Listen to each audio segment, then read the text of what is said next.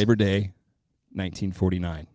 A 28-year-old World War II veteran named Howard Unruh left the home he shared with his mother in Camden, New Jersey, sometime in the early evening to head across the Delaware River to the Family Theater in Philadelphia to meet a date. Traffic held him up, and when he arrived over 20 minutes late, he found that his date had left, and he proceeded to sit through 3 showings of the double feature that evening, I Cheated the Law and The Lady Gambles. When he finally arrived back at his home sometime after 3 a.m., he found that his newly installed back gate had been broken. And when he got out the next morning, he would take a 10-minute stroll through his neighborhood, killing 13 and wounding many others, making him the very first widely known spree killer in American history. So bring out your Kermit impressions and your bulletproof vests, because today we're discussing Howard Unruh and his infamous walk of death. It's evil! Don't touch it! It's alive! I was with you. They're coming to get you by the power of Christ. This is Hello, Mr. Fancy Pants.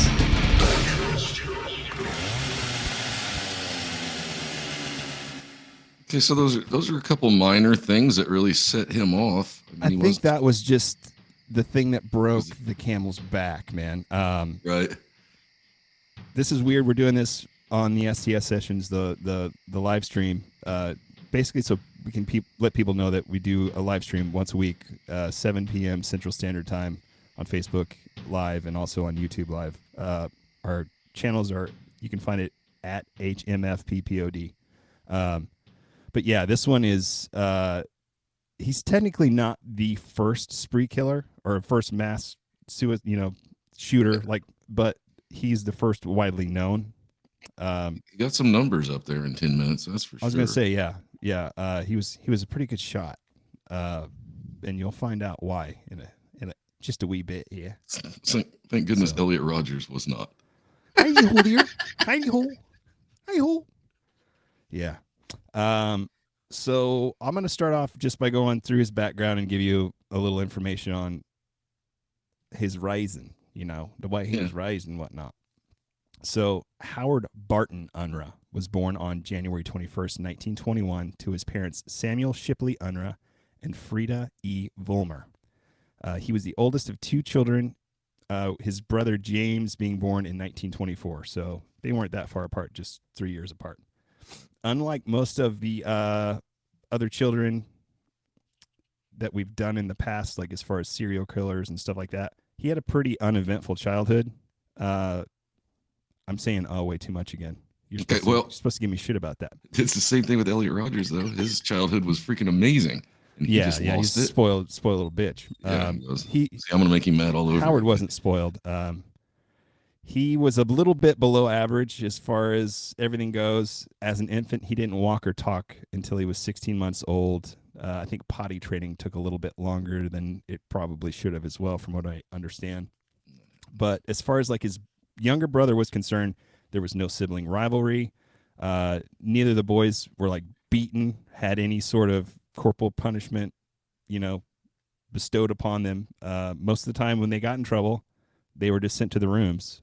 And that's not really any punishment at all. I mean, that's basically what I have to do to my kids now. Take their phones And it certainly isn't anymore, because my kid's got like a video game station in there that's got like 8,000 video games. So you got to take it. that shit away, Matt. You're not supposed to let him have that. The only real thing that Howard went through when he was a child was when he was 9 years old, his parents separated. And at the time, divorce separations, it was pretty rare. But I guess his parents had a really bad marriage, and they bickered constantly. His dad worked on a boat for the American Dredging Company. So he was on a boat, away from home for long periods of time, and he didn't really provide to anybody in the family any real companionship, and I guess he really didn't make much money either. So he wasn't really providing for his family. So he and his brother were raised by his mom after his mom and dad split, and she went to work on an assembly line at the Evanston soap factory to support her children. During his adolescence, Hang on, he, hang on. Go. Derek Finley sent a message that said, "I've got some shit on my hat."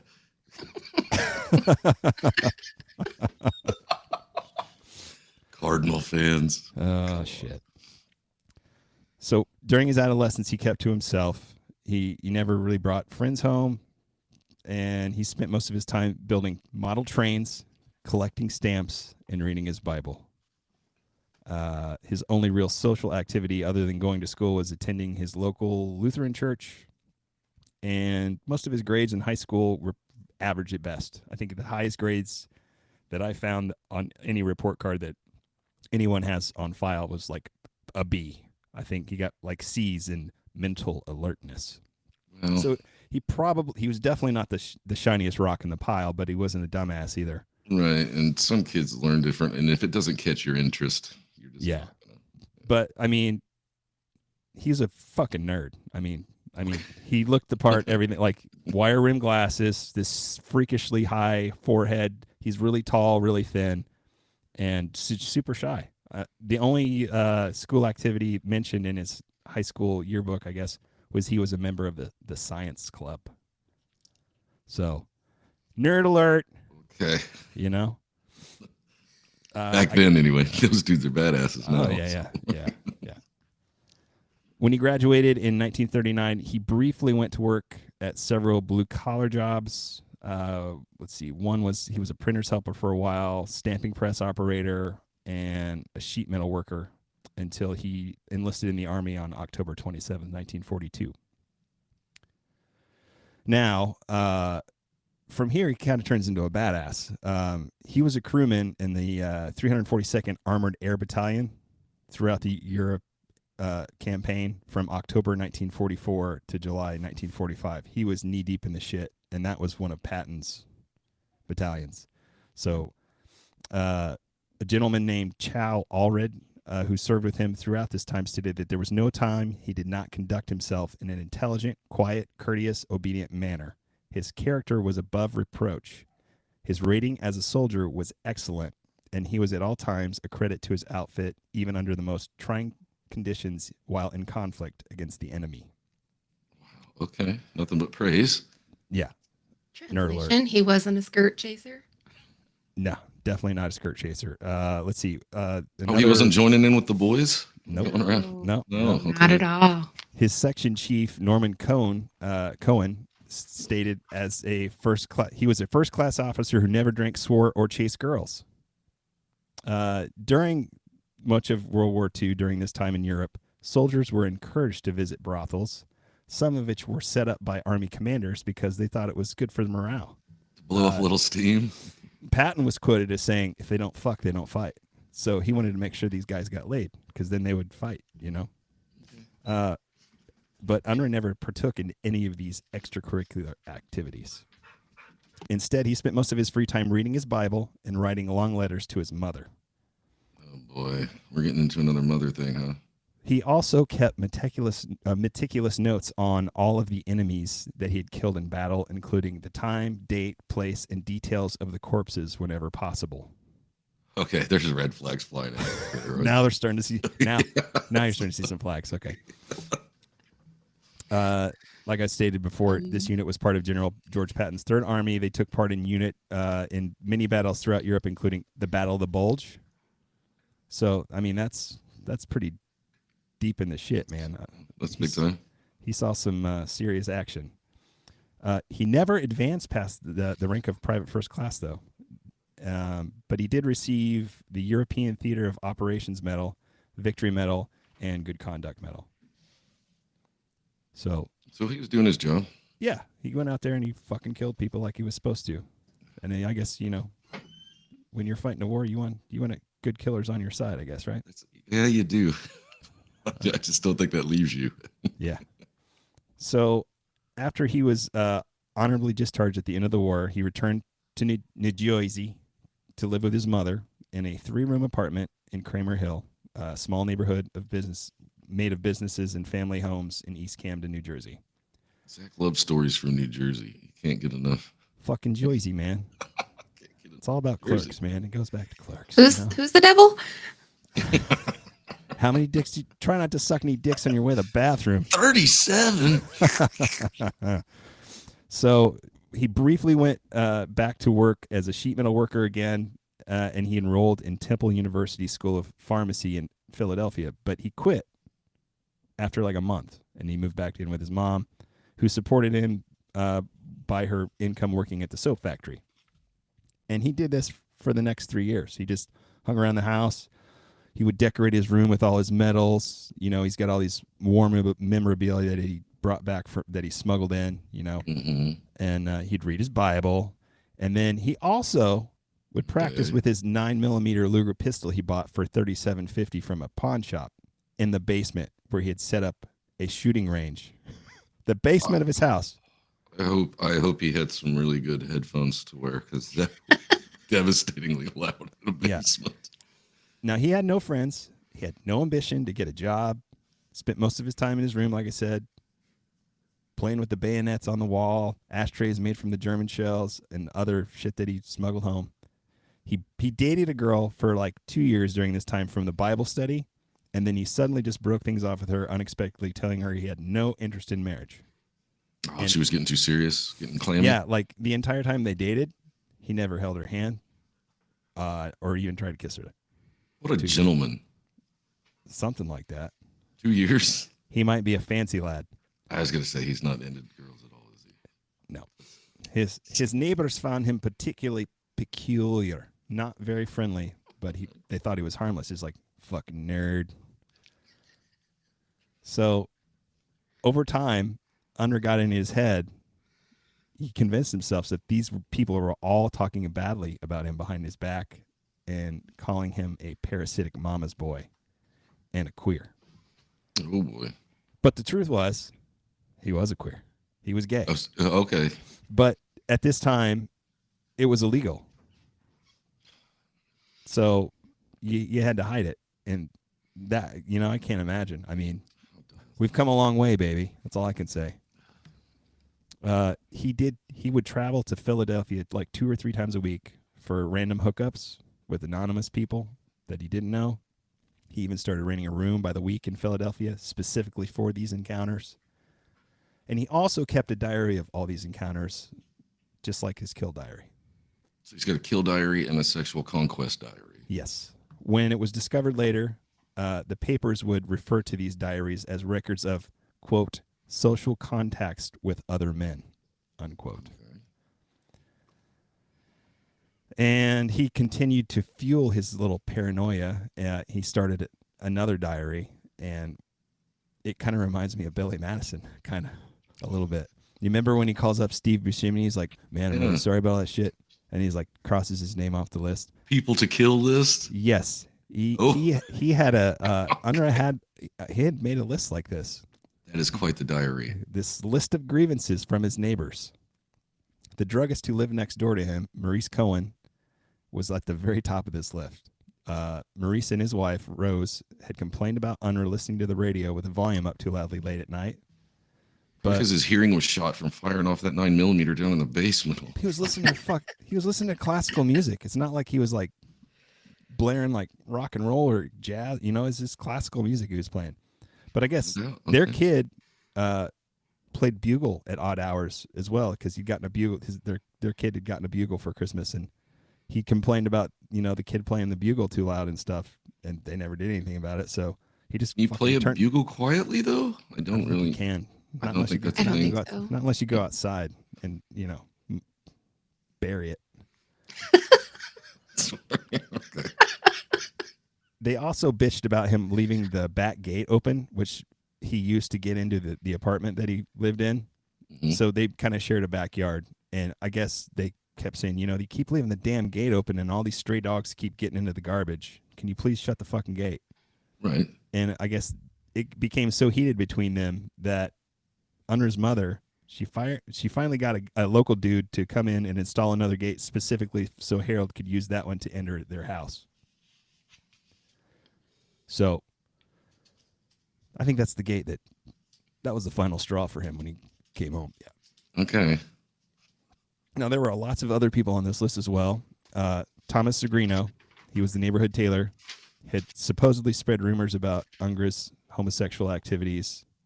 I believe he said something along the lines of he saw him blowing a guy in an alley or something in Jersey. He didn't like that at all. Then the barber, Mark Hoover, had dumped dirt beside Unruh's house while he was doing construction, and that caused his basement to flood. So that screwed up his shooting range, so that pissed him off. Then there was the cobbler down the street, John Pilarchek, who had tossed trash into his backyard, and Dominic Latello, the owner of the restaurant across the street from his house. He referred to him as a gun-toting gangster, which was not a cool thing back then. Okay. So, let's see. There's more. There's this teenage kid named Carl Sorg, who stole power from Unruh's basement to light up the trees he sold during Christmas time, so he could light up the trees that he sold on the vacant lot behind the apartment that they lived in. It just spliced into his shit.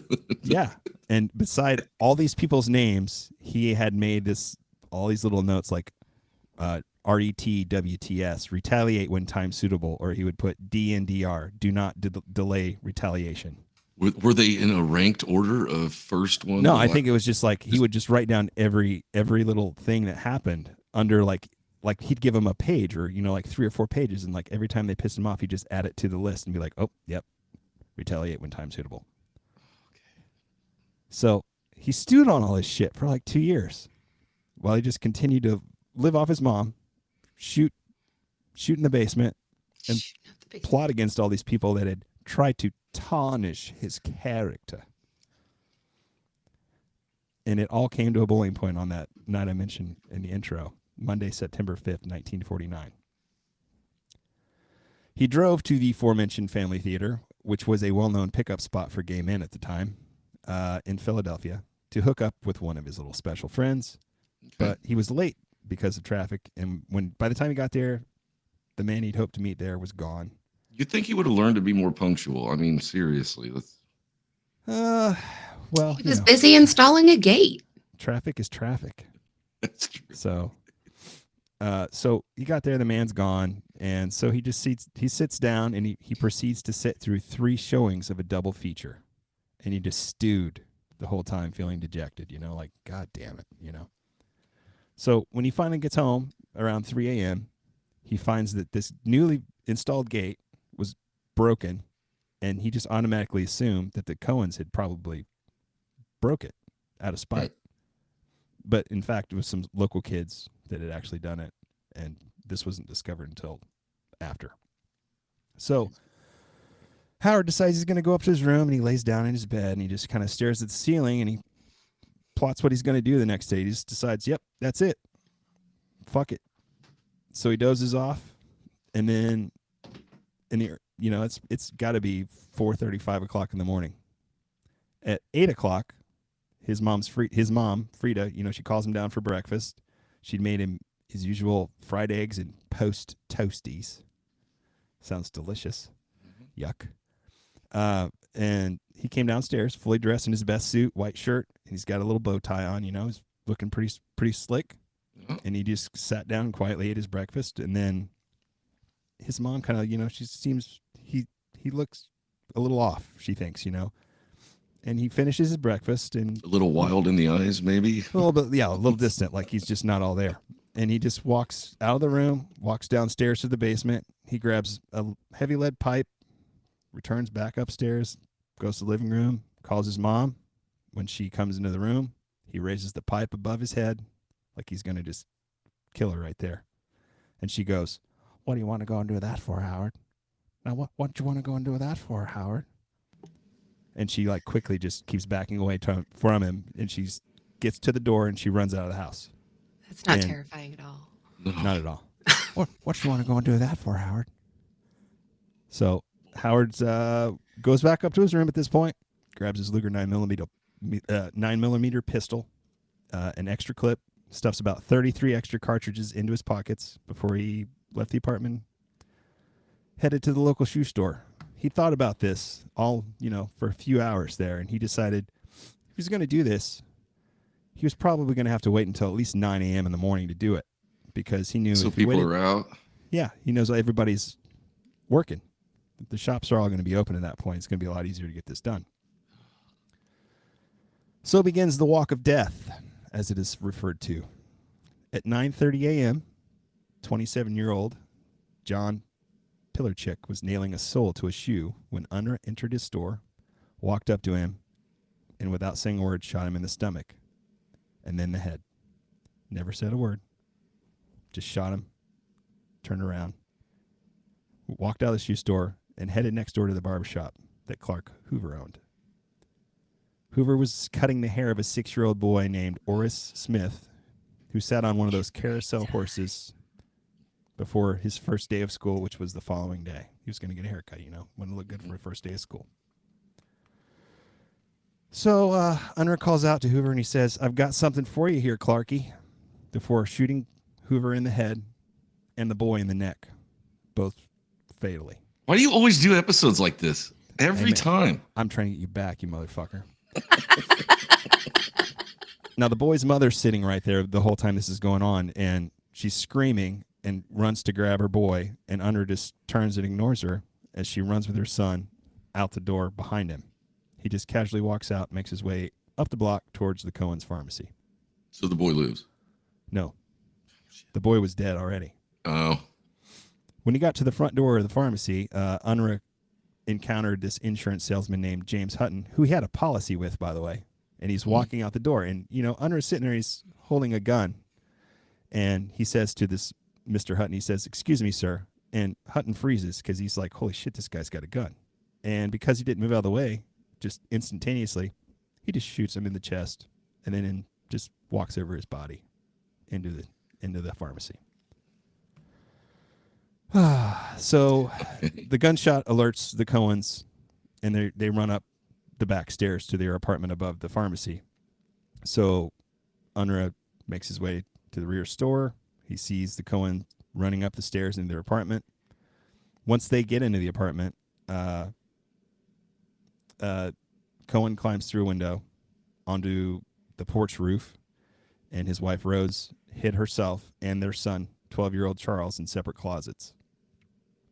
Unruh immediately discovered Rose hiding in a closet, shot through the door 3 times of the closet before opening it up again and shooting her one more time in the head.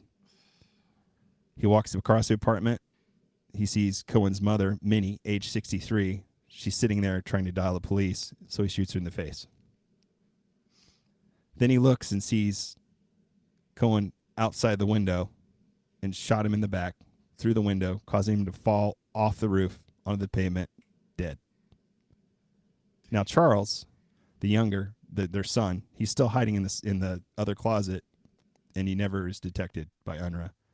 Thank God. And here's the most fucked up, scary shit. I kind of got chills when I found this out. 6 years later, Charles's granddaughter, Carly Novell, she would survive a mass shooting at the Marjorie Stoneman Douglas High School in Parkland, Florida, by hiding in a closet, just like her grandfather did.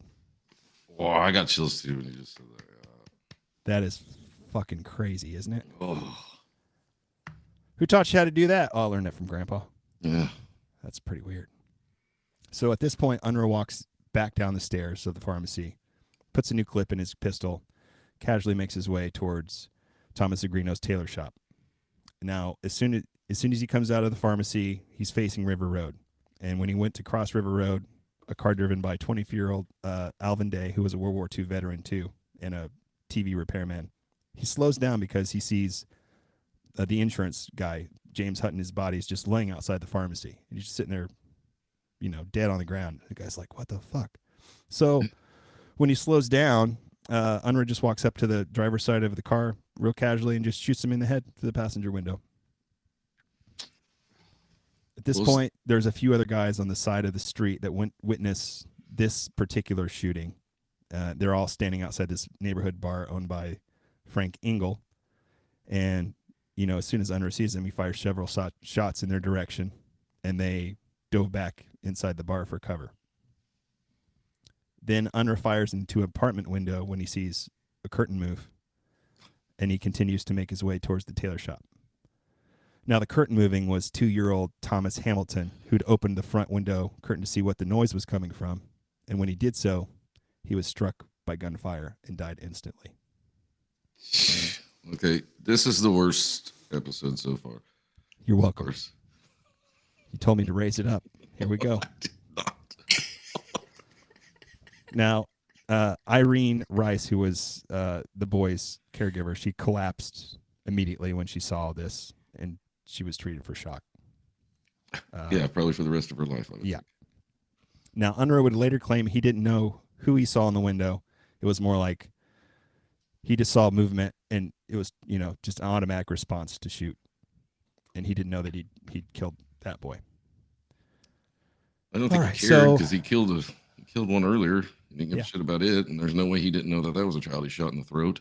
Yeah. Fuck this guy. I don't care what he says. I want you to know all these events take place. This is all in like a 12-minute period that this all happens. And he's walking casually the whole time he's falling down. Was that the name of the movie where the guy just Michael Douglas loses his mind? And yeah.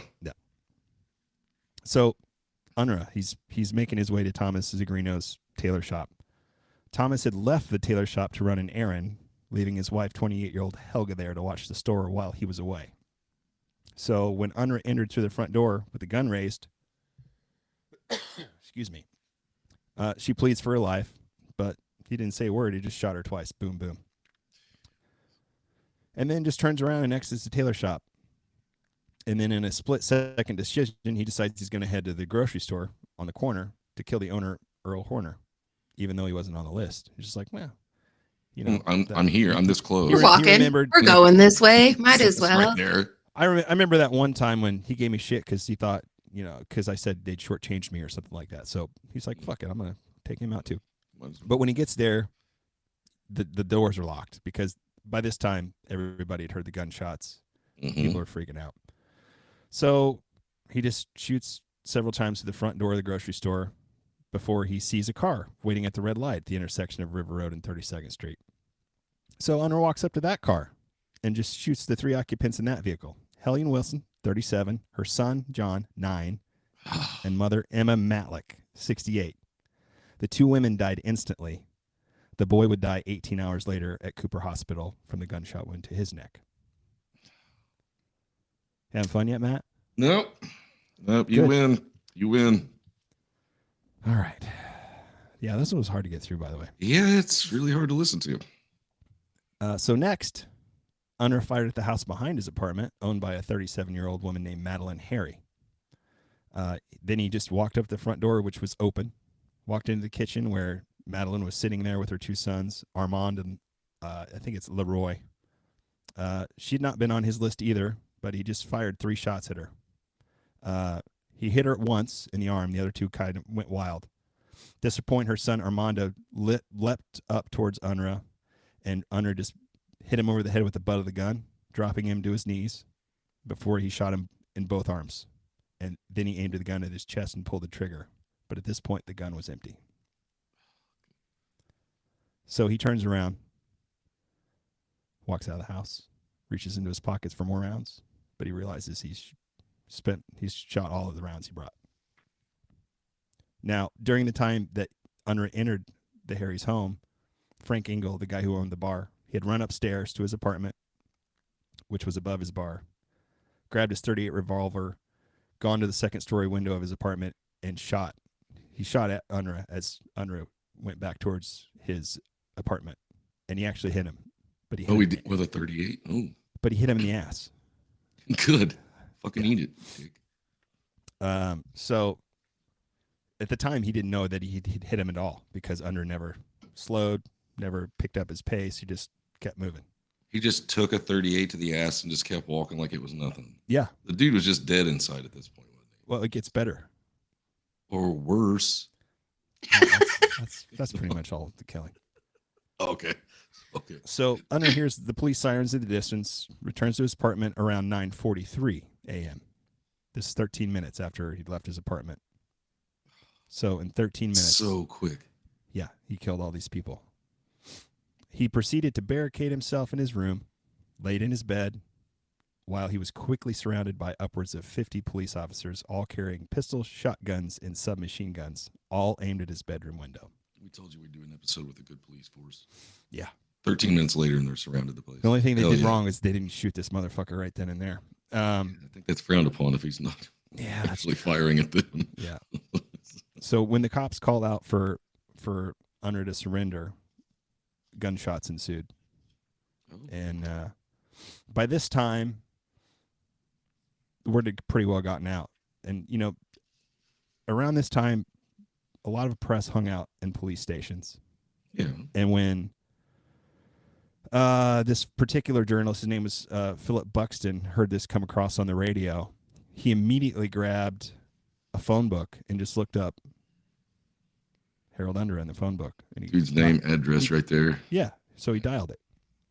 Oh. So through all these gunshots, Unruh could hear his phone ringing.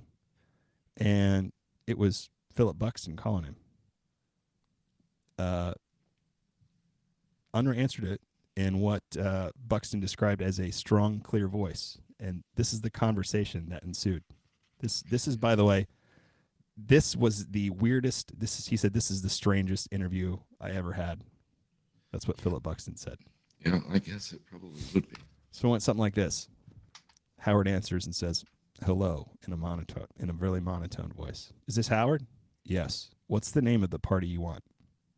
Unruh? Then there's a pause. What's the last name of the party you want? Unruh. I'm a friend, and I want to know what they're doing to you. They're not doing a damn thing to me, but I'm doing plenty to them. How many have you killed? I don't know yet, because I haven't counted them. But it looks like a pretty good score. Why are you killing people? It's a fucking game, huh? Yeah. I don't know. I can't answer that yet. I'm too busy. And at this point, Buxton hears Unruh move away from the phone as, you know, gunfire was heard in the background. So he's like ducking for cover at this point. And then Unruh picks the phone back up and says, I'll have to talk to you later. A couple of friends are coming to get me. So, and this was all clear, monotone. Just calm as can be. Calm as could be. Now, this gunfight finally ended when police threw 2 tear gas bombs into Unruh's apartment window. I guess the first one didn't go off. The second one's the one that went off, and it filled the room with gas. So at this point, Unruh, you know, calls out, surrenders. 2 armed officers, Patrolman Charles Hance and Captain Everett Jocelyn, they go up to the first floor of the building and shouted, come down with your hands up. And then Unruh says, you know, I give up, don't shoot. Unruh emerges from the room, stumbles down the stairs, fell at the feet of these officers, and was handcuffed by one Sergeant Earl Wright. They didn't like beat him or anything a little? They didn't I'm sure they roughed him up a little bit. I would be surprised if they didn't. They just didn't account for it. Yeah. Yeah. Yeah. Well done once again. They lost the paperwork on that one. Whoops. Whoops, Daisy. So they go upstairs and find an arsenal of weapons. There's a machete he purchased from L.L. Bean with the only intention of purchasing it was to decapitate the Cohens. He wanted to cut their heads off with it. The guns, knives, bullet-making equipment, more than 700 rounds. You know, and in a drawer, there were all his marksmanship medals. In the basement, there's his target range. On the table, there's his Bible open to Matthew chapter 24. And I don't know if you've read Matthew chapter 24, but that's the one that talks about the end of days. So they also found his diaries of homosexual encounters, and they also found the diaries of all the grievances he had. Okay. Now, because of all, you know, this commotion, 50 cops showing up, there's this huge crowd that had gathered around, and they're all cursing him. Yeah. And, you know, they're all saying, lynch this fucking asshole. Exactly. It's actually probably a good thing there was so many cops because of the people being there. Held accountable because of it, yeah. Yeah, exactly. And as he's hauled off to be put in a police car, one of the officers asked him, what the hell's the matter with you? Are you a psycho? And he responded with, I'm not a psycho. I've got a good mind. I got a good brain. I got me one of them fancy brains.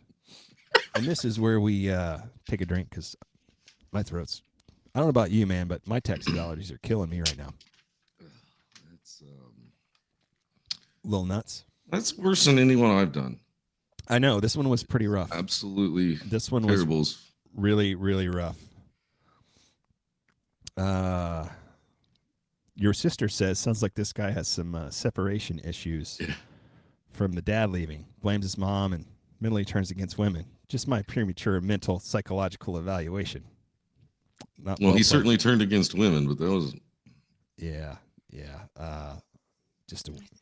He just didn't care who just he was a little fucked up from his time in the military. Yeah. Yeah, definitely. Yeah. Well, anyway, back to the story. But it almost seemed like he was enjoying it if he was writing it down. And I think he was just very methodical. I think everything. OCD's a bitch. Yeah, he certainly is. Yeah.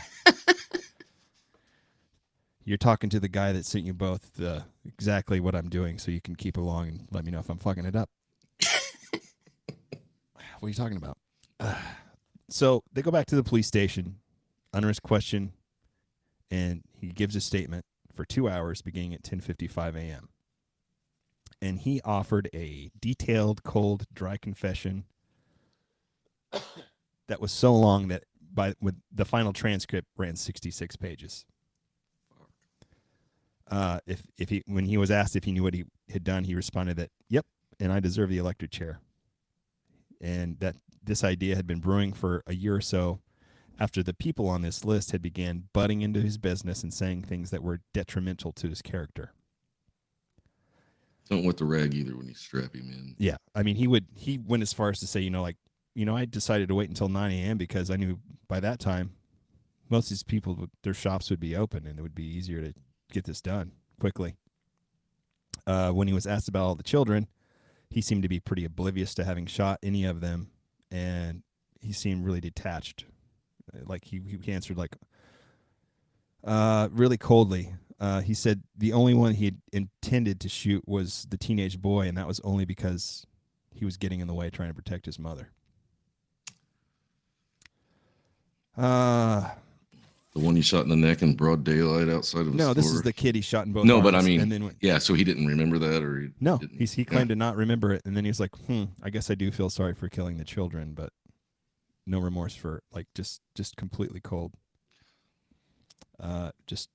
He described it like in a clinical manner, like he was just doing an autopsy, just like kind of fucked up. It's just a monster. Yep, just a monster. It wasn't until Unruh gets up from this chair after this questioning to be led to a cell that officers see that this chair is covered in blood. So for 2 hours, wound. He had sat there for 2 hours and given exquisite detail and recounted all this shit without showing any signs of pain. Just completely numb. And that is what convinced the district attorney that he was probably terribly insane. No shit. Had to be nuts.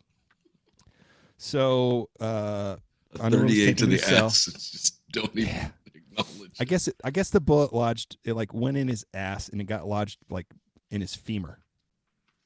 So it went into his leg. It sounds painful. Yeah, I'm sure it was. It's a 38 caliber too. We're not talking about 22. It's not small. Yeah. 22 is still exceptionally painful. Oh, I'm sure. Yeah. I'm sure.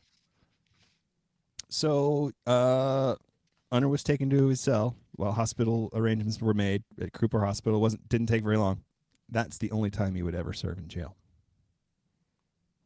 What? Yep.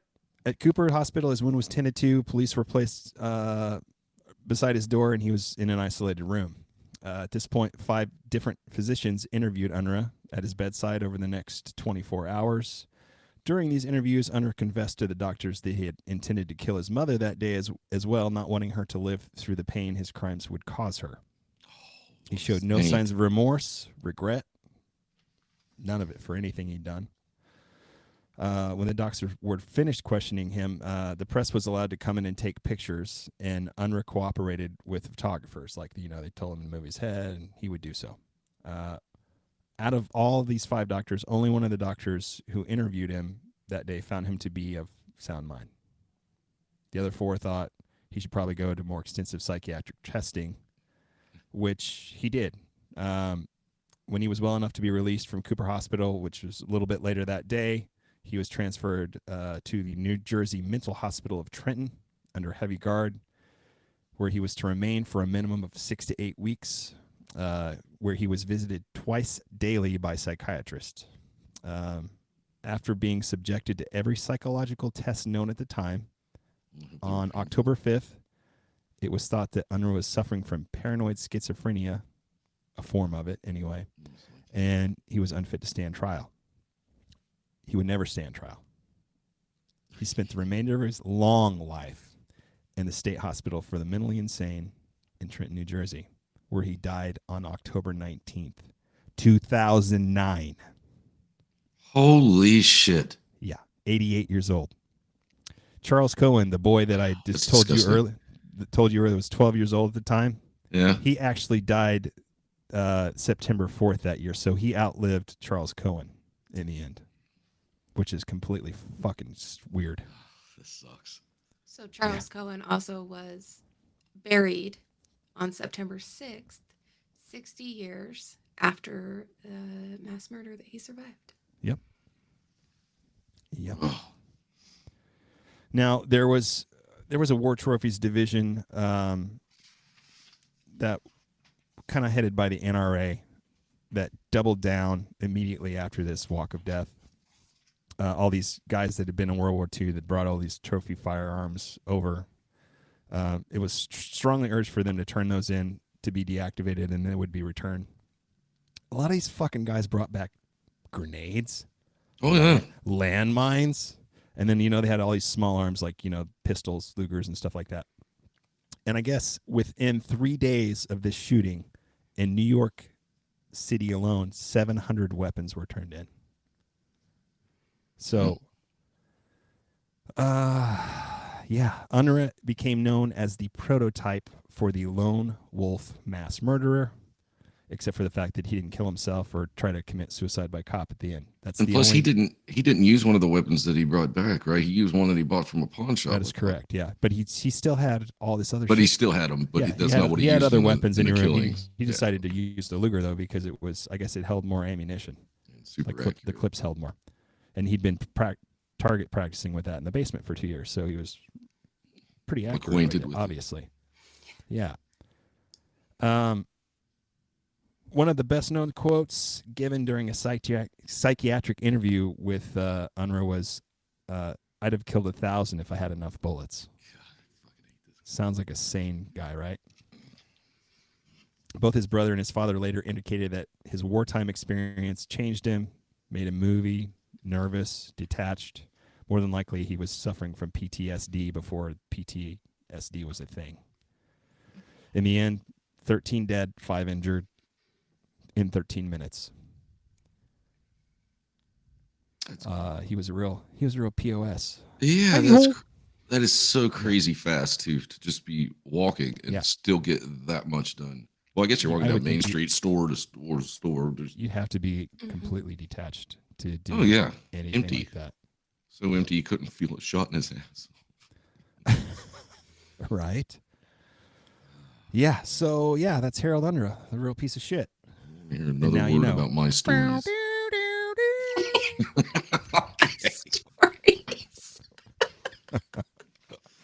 So I got to lighten it up a little bit. Every fucking that was story hard. you do, he dives on my ass. So many kids in this. Well, I figured it was your turn, man. Oh, yeah, well. Trying to spice it up a little bit.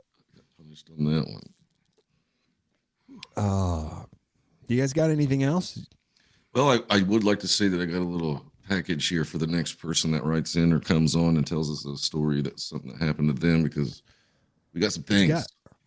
We got some things to give away. If you're holy shit, is that a Doris beer koozie? It is a Doris beer koozie. That's pretty badass. And if you want to put sweet. a little Doris beer in your coffee. Coffee cup? Nice mug here. Nice. That sounds amazing. Amaze balls. You can coffee and Everclear. There's probably coffee and Everclear is definitely a thing. Yeah, coffee and beer. I don't think so. But Doris beer is Everclear. Oh, yeah, that's true. Yeah, that's Everclear in a can. Right on. Well, I think it would be fun if listeners too, if anybody has like written a short story that's yeah, for sure. Yeah. like, Listener pasta. Love to hear it. Yeah. Yeah. That would be fun. Even if you want one though of us to read it, or if you want to come on and do it. I recommend we get Lindy to do the reading stuff because, as you can see, me and Matt both need to go to Derek Zoolander's Center for Kids Who Can't Read Good and stuff. So, but yeah. Does anybody out there have any questions? Yeah, that'd be nice. Anything that they want to know? Bueller. Maybe what the next episode's Bueller. gonna be. Ooh, Oh, there yeah. we go. True, yeah. Yeah, we could do that. So yeah, Got guys, we do the live stream. We call it the STS sessions, which is short for Shoot the Shit sessions. Every Saturday on Facebook and on YouTube Live, 7 p.m. Central Standard Time, which is kind of screwed up for Lindy. I'm sorry about that. She's in a different time zone. Mhm. So yeah, you guys got anything else? Did I miss anything? No, you nailed what you sent. No, Nailed it. All right. nailed it. Well, I'm gonna go cry for a little bit, and then Maybe heat up some Hot Pockets or some Pizza Pockets. have some Pizza pizza rolls. Now that'll be make careful, sense Matt. later, guys. Don't. Yeah. Just keep Don't listening eat to the those too episode. fast. Make sure you let them cool down first, Matt. We don't want you to burn the roof of your mouth again. Burn my vagina clothes. Until next week. Thanks for hanging out. Thanks for continuing to like, rate, and review the podcast. My name is Zach. Over there we have, Spar. and then in the middle we've got, Lindy. and we will see you guys next Tuesday. Until then, later. Later. Later. It's evil! Don't touch it! I was with you. They're coming to get you. By the power of Christ. Hello, Mr. Fancy